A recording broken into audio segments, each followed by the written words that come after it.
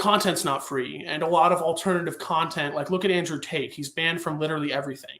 Like you can be an Andrew Tate fan, you can be an Andrew Tate hater, but you have to admit that there's a system in place to keep people from speaking their opinions. And we've seen, again, the whole cancel culture movement, but it goes even beyond that. When you can't open bank accounts, that's a serious thing. And he hasn't done anything worth having no bank accounts for. Well, let's go back even further, Blockchain Boy, because, you know, I think Alex Jones was kind of the prototype for this. And what happened was this simultaneously banned from everything, banned at the same time. So it's a coordinated effort. So imagine just one day you can't get on Uber, you can't open a Gmail account, you can't have a Coinbase account, you can't have a, you know, they shut down Kanye's bank account.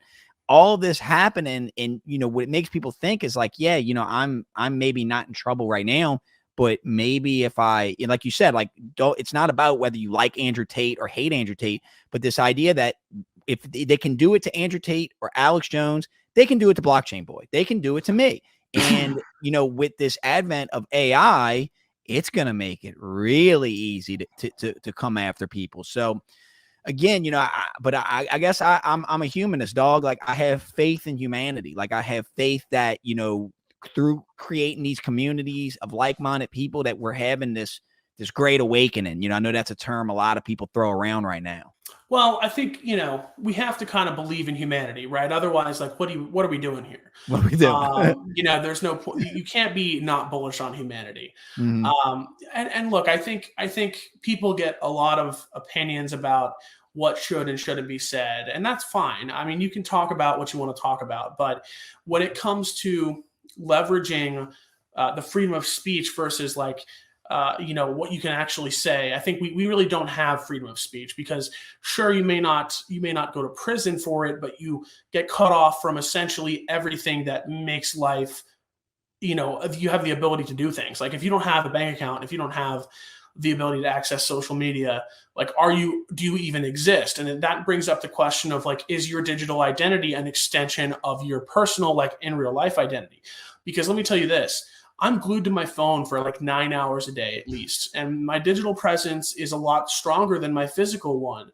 And who's to say that those two things are not interconnected? And so I think that we have to proactively as a society realize that like, hey, our digital identities are only going to get more important. Unfortunately, our government doesn't understand this. They don't understand anything beyond Facebook. And even that's a stretch. Yeah, you know, it's interesting that you say that, because think about it, you know, you and I, we wouldn't know each other if it wasn't for these platforms, you know, and you have, you know, obviously millions of fans. And then you talk about, you know, your digital presence and ID becoming more important to you. Well, think about this. What a lot of people have said, that is the step one of entering the metaverse. And by entering the metaverse, when your digital presence, you think of Ready, I know you've seen Ready Player One. No, but I know what it's about. Yeah. The premise, yeah, and this premise that like your avatar, your online persona and world is more important, because, and guys, that's pretty much anybody. Like Blockchain Boy said, if you just woke up tomorrow and you couldn't get on Uber and you couldn't open your email, you're gonna have a tough time. I'm not saying you couldn't adapt and overcome, but you're gonna have a tough time. But again, I have faith in humanity, but Blockchain Boy, it's one of those things, dude, where it's interesting to think about, because like, do you really exist if no one knows about you? It's like, does the tree in the forest when it falls make a sound?